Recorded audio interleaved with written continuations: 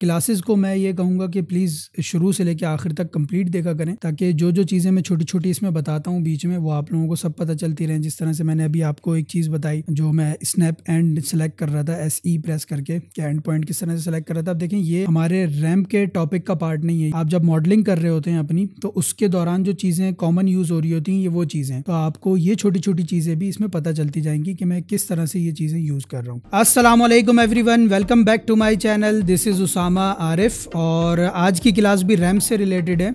आज की क्लास में हम देखेंगे कि हम रिविट में अपनी कस्टम रैम किस तरह से बना सकते हैं। लास्ट क्लास में आप लोगों ने देखा था कि हम अपनी बेसिक रैम किस तरह से बनाते हैं, उसकी प्रॉपर्टीज़ आपने समझी थी कि हम किस तरह से सारी प्रॉपर्टीज़ उसकी सेट करते हैं, रैम का रेशो किस तरह से सेट करते हैं, आप लोगों ने वो देखा था।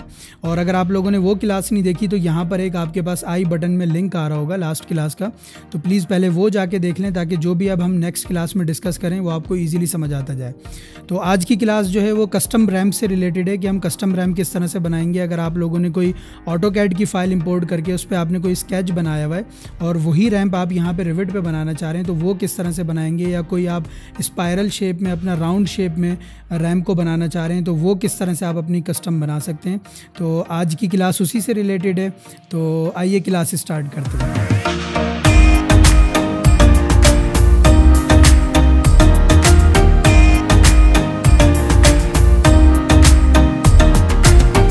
अब अगर आप मेरी स्क्रीन पे देखें तो ये वही लास्ट क्लास वाली फ़ाइल है जिसमें हमने दो डिफरेंट रेशो के रैम बनाए थे, और हमने देखा था कि अगर हम अपने रैम का रेशो चेंज करते हैं तो हमारी रैम किस तरह से बनती है। अब देखें, मैं दोबारा इधर आके प्लान में जा रहा हूँ और यहाँ से आके रैम सेलेक्ट करता हूँ और इधर आके एडिट टाइप में जाता हूँ।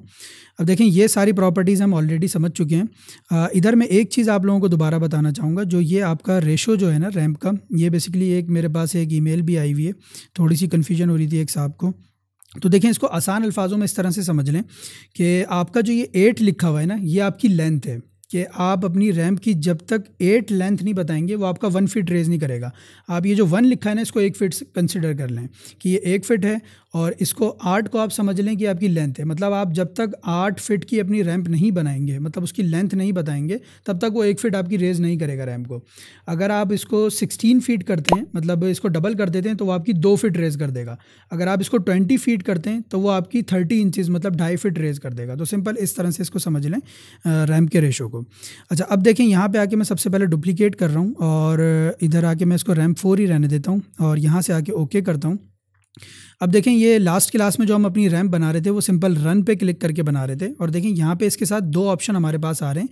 एक सिंपल है लाइन वाला, जिससे हम अपनी रैम बना रहे थे। अभी जो मेरी रैम का रेशो सेट हुआ हुआ है वो मेरा 1:8 सेट हुआ हुआ है, मतलब 8 फीट पे 1 फीट मेरी रेज करेगा रैम को। और देखें, साथ साथ वो मुझे इंडिकेट भी कर रहा है ग्रे कलर के टेक्स्ट में, जो मैं लास्ट क्लास में ऑलरेडी बता चुका हूँ कि मेरी कितनी जो है वो इंक्लाइन रैम्प जो है वो बन चुकी है और कितनी रिमेनिंग है। जब तक मैं कंप्लीट नहीं करूँगा वो मेरा लेवल 1 से लेवल 2 तक मेरी रैम को नहीं लेके जाएगा।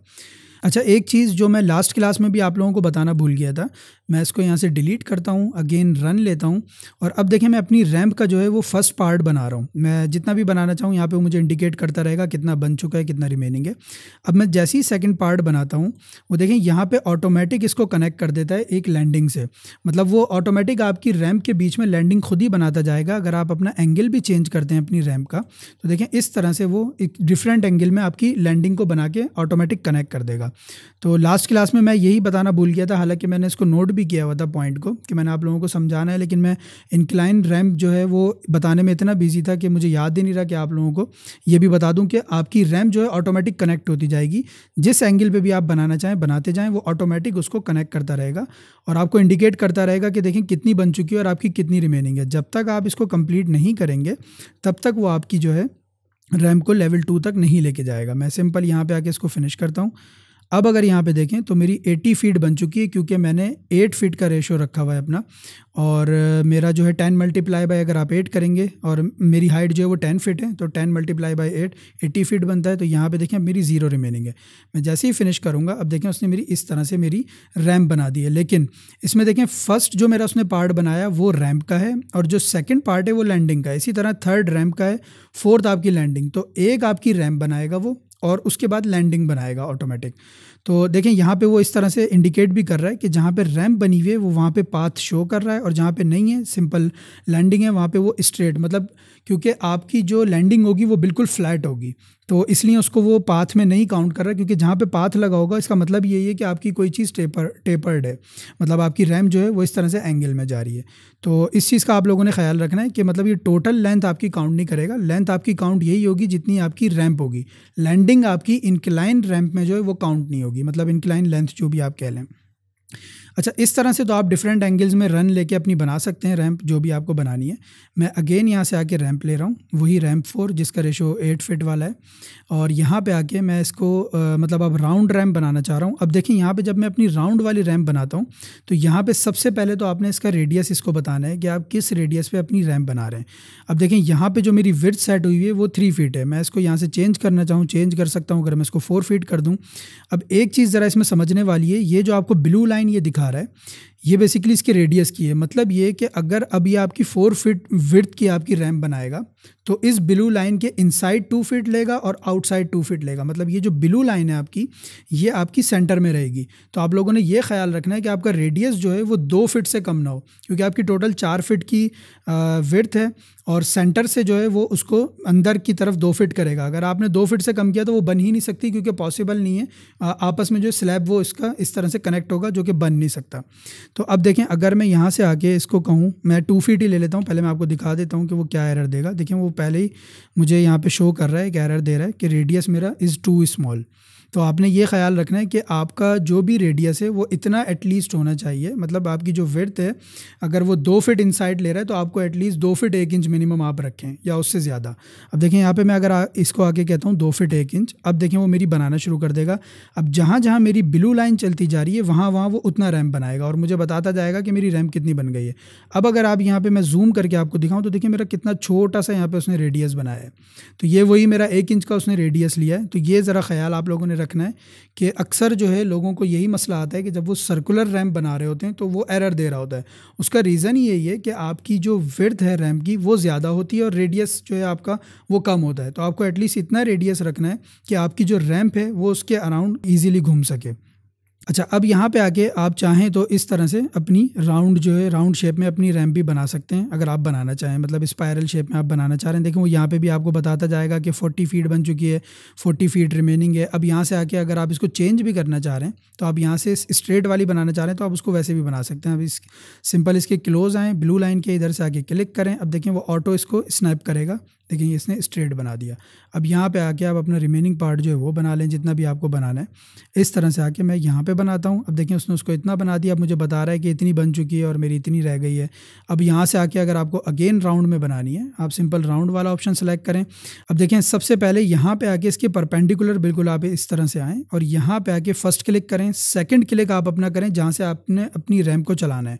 मैंने क्योंकि इधर से ही स्टार्ट करना है अपनी जो रिमेनिंग रैम्प है, मैं इस पर क्लिक करता हूँ। क्लिक करने के बाद अब देखें वो इस तरह से आपकी ईजिली रैम्प बना देगा। अगर आपने परपेंडिकुलर नहीं लिया यहाँ से तो वो उसका एंगल मैच नहीं करेगा, जो कि आपकी रैम्प फिर गलत बनेगी। अगर मैं आपको यहाँ पे बना के दिखा भी दूँ कि अगर मैंने परपेंडिकुलर सेट के इस तरह से बनाया और अब मैं यहाँ पे आके इसको इस तरह से बनाना स्टार्ट करूँ तो अब देखिए मेरा वो एंगल सेट नहीं बैठेगा। तो आप लोगों ने ये ख्याल रखना है कि अगर आप राउंड और स्ट्रेट रैम्प को आपस में कनेक्ट कर रहे हैं तो उसको परपेंडिकुलर रखें आपस में।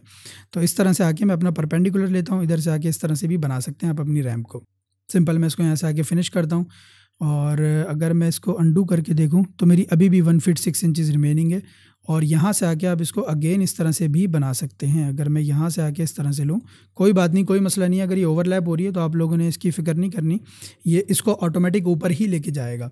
यहाँ से आके इसको फिनिश करें। फिनिश करने के बाद अब अगर आप देखेंगे 3D में तो इस तरह से कुछ आपकी रैम्प बन चुकी है, जो कि ज़ाहिर है वो एक अजीब सी रैम्प बनी है, लेकिन सिर्फ आप लोगों को समझाना था कि किस तरह से वो राउंड वाला ऑप्शन आपका काम करता है। ये तो सिंपल थे 2 ऑप्शन जो आप लोग समझ चुके हैं कि हमारा लीनियर वाला लाइन वाला ऑप्शन किस तरह काम करता है और आपका आर्क वाला जो है वो रैम्प के अंदर किस तरह से काम करता है। अब देखें अगर आपने कस्टम अपनी बनानी है तो यहाँ पर आपके पास 2 ऑप्शन मौजूद हैं, बाउंड्री और राइज़र।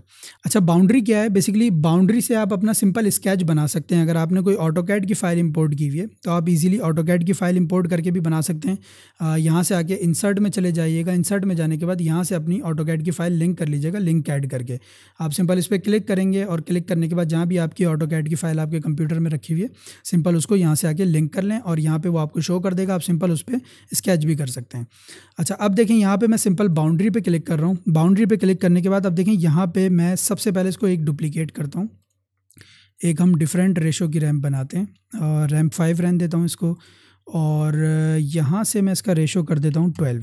इंक्लाइन लेंथ मर्ज़ी है आपकी, अगर आपको रखनी है 40 फीट तो कोई मसला नहीं है, मैं 40 फीट से ज़्यादा भी कर सकता हूँ। आप इसको मैक्सिमम कर दें कि अगर आप इसको कह देते हैं कि मेरी 500 है तो वो मतलब अब आपको कोई लिमिट ही नहीं देगा, आप जितनी बनाना चाहें बना सकते हैं, वो कहीं आपको जाके रोकेगा नहीं।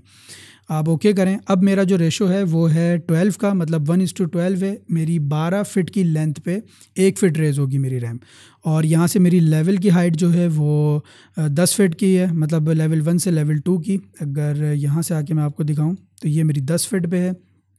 अब देखें, ये सब मैं इसलिए आपको बता रहा हूँ कि अब जो मैं रैम्प बनाऊंगा ताकि आपको कैलकुलेशन सारी जहन में रहे कि मैं किस तरह से बना रहा हूँ। और यहाँ से आके मैं एक काम और करता हूँ, मैं इसको 5 फिट रेज कर लेता हूँ। मतलब अब जो मेरी रैम्प बनेगी टोटल लेवल 1 से लेवल 2 से, क्योंकि 5 फिट ऊपर जाना है, 15 फिट की है, तो मेरी 12 फिट का रेशो है, तो वो 180 फीट टोटल। जब तक मैं अपनी लेंथ नहीं बनाऊँगा तब तक वो मेरा 15 फिट पर मेरी रैम्प को लेके नहीं जाएगा। अच्छा, अब देखें, सबसे पहले मैं बाउंड्री लेके यहाँ पर अपनी रैम्प बनाना स्टार्ट करता हूँ। और सबसे पहले मैं कहता हूँ कि मेरी 30 फीट की सबसे पहले इस तरह से बन जाए मेरी रैम्प, और यहाँ से मैं इसकी विड्थ कर लेता हूँ 5 फीट कर लेता हूँ, और इधर से आके अगेन 30 फीट। देखें, बाउंड्री आपकी सिर्फ ये होगी जो मेरी लेफ़्ट और राइट वाली लाइन है। अब यहाँ पे जो मेरी लाइन लगेगी वो राइज़र की लगेगी, क्योंकि यहाँ पे उसको हमें बताना है कि कौन सा पार्ट मेरा रैंप है और कौन सा लैंडिंग है। जब तक मैं उसको राइज़र लगा लगा के नहीं बताऊँगा तब तक उसको पता नहीं चलेगा कि कौन सा पार्ट मेरा रैंप है और कौन सा लैंडिंग है। तो आपने राइज़र लेके यहाँ पे आके सबसे पहले बताना है कि मेरा स्टार्ट पॉइंट ये है, और सेकंड जो मेरी मतलब सेकंड पॉइंट जो होगा वो यहाँ पे आएगा। इसका मतलब ये हुआ कि वो अब इसको खुद पिक कर लेगा कि ये वाला पार्ट मेरा रैंप होगा। अब जो मैं नेक्स्ट पार्ट बनाऊंगा वो ऑटोमेटिक उसको लैंडिंग ही कंसिडर करेगा। आप जिस शेप में भी बनाना चाह रहे हैं बना लें। मतलब मैं यहाँ से आके अगेन बाउंड्री लेता हूँ, इधर से आके मैं कहता हूँ मैं इसको आर्क शेप में बना लेता हूँ, और यहाँ से मैं कहता हूँ 10 फिट, और 10 फिट की इस तरह से मैं आर्क बना लेता हूँ। मतलब रेडियस इसका डिफरेंट होगा, 5 फिट का है। और यहाँ से आके ऑफसेट करता हूँ 5 फिट, और इधर से आके इस तरह से मैं राउंड शेप में बना लेता हूँ। ये मेरी लैंडिंग है। याद रखिएगा, अभी तक सिर्फ मेरी 30 फीट की मेरी रैंप बनी है। मैं साथ साथ जितना पार्ट मेरा रैंप में काउंट कर रहा है वो उसके ऊपर डायमेंशन लगाता जाऊँगा, ताकि आप लोग उसको देखते जाएँ, उसको कैलकुलेट करते जाएँ कि मेरी अब तक कितनी रैंप बन चुकी है। अब देखें, यहाँ पे आके मैं अगेन क्या कर रहा हूँ, राइज़र ले रहा हूँ। राइज़र लेके मैं यहाँ पे आके अपना राइज़र बनाता हूँ। तो अब ये मेरा लैंडिंग का पार्ट ख़त्म हो गया। अब जो नेक्स्ट पार्ट बनेगा वो मेरा रैंप का ही कंसिडर करेगा।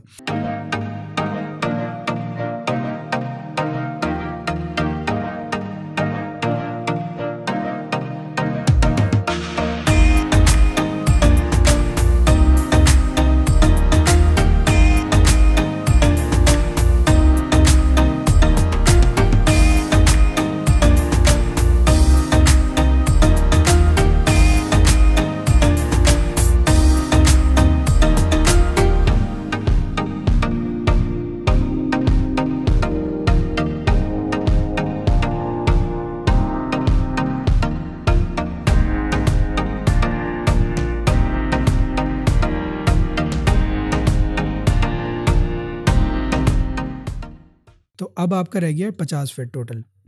तो अब मैं सिंपल इसको इस तरह से स्ट्रेट बना देता हूँ बाउंड्री लेके। रिमेनिंग जितना भी मेरा 50 फीट रहता है थोड़ा सा आप इस तरह से करेंगे, देखें इस तरह से ऑटोमेटिक वो उसके परपेंडिकुलर स्नैप करेगा। देखें थोड़ा सा आप इस तरह से करेंगे ना, ये देखें इसने किया, ब्लू डॉटेड लाइन में मुझे शो कर रहा है।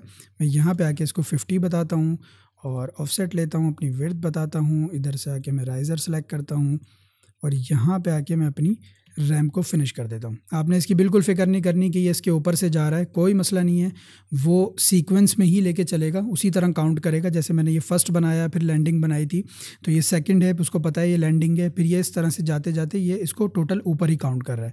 मैं यहाँ पर भी एक डायमेंशन लगा देता हूँ और अब हम फाइनल अपना इसको काउंट कर लेते हैं। देखें 50 + 20 70, 70 + 30 100 और 160 फीट, और ये हो गया आपका 180 फीट। कंप्लीट हो चुका है मेरा। अब इसको ज़रा फिनिश करके हम देखते हैं कि क्या शक्ल निकलती है इसकी। अब अगर मैं 3D में जाके आपको दिखाऊं और इस वाली को मैं ज़रा 1 मिनट के लिए डिलीट कर दूं, अब देखें बड़ा ही एक इंटरेस्टिंग सा इसने रैम्प बना दिया। और आप लोग जिस शेप में भी बनाना चाहें, देखें ये मेरा फर्स्ट वाला था रैम्प, ये मेरा सेकंड लैंडिंग हुआ, ये थर्ड, ये लैंडिंग हुआ। देखें लैंडिंग आप अगर इधर से स्ट्रेट आके देखेंगे तो मेरी लैंडिंग बिल्कुल स्ट्रेट बनी हुई है। ये मेरी लैंडिंग है, ये वाली बिल्कुल स्ट्रेट बनी हुई है। अब जैसे ही मैं लैंडिंग से ऊपर जाता हूँ, देखिए इस तरह से आपको टेपर्ड में नज़र आ रहा होगा, इस तरह से वो ऊपर जा रहा है। अगेन लैंडिंग स्ट्रेट होती है, फिर ये टेपर्ड में आता है। तो इस तरह से आप अपना रैंप कोई भी बना सकते हैं। अगर मैं यहाँ पे आके अंडू करूँ और अगेन प्लान में जाऊँ, अगर मैं इसका शेप चेंज करना चाह रहा हूँ, मिसाल के तौर पे मैं चाह रहा हूँ कि ये वाला जहाँ से मेरा स्टार्ट होता है, मैं बाउंड्री जो है कुछ इस तरह की बनाना चाह रहा हूँ। मतलब मैं इस तरह से कोई शेप बना लेता हूँ और इसको DM प्रेस करके एक्सिस वाला मिरर लेता हूँ और यहाँ से ये 2 लाइंस रिमूव कर देता हूँ।